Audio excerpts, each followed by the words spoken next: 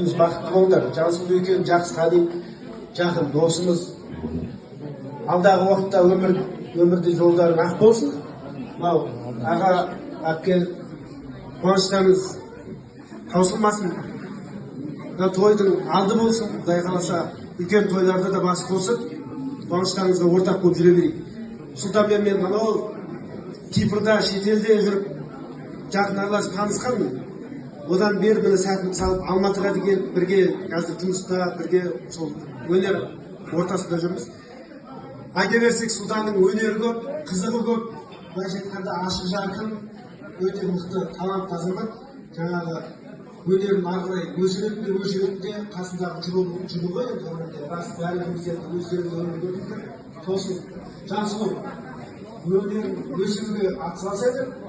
Сіз бізге аман есен қуанышты жолға берейік. Баршаға құтты болсын, баршаға жұмысты болсын. Рахмет. Жансұлу тауып берген осы ма? Енді барлық нәрсеге Салтанат әді мына жігіт жақсы көріп алыңыз. Сен таптың деп сұлтан ұрыспаңыз. Осыған звондайсыз бірдеңе болсын. Себеп қой енді. Әуелі Алла, бірімізге себепкер болып жүреміз ғой енді. Бір сәті түсіп, Сен Жансұлуды қайдан танып жүрсің? Көрші Сәтбаев атындағы Қазақ ұлттық университетінде бірге жұмыс жасаймыз.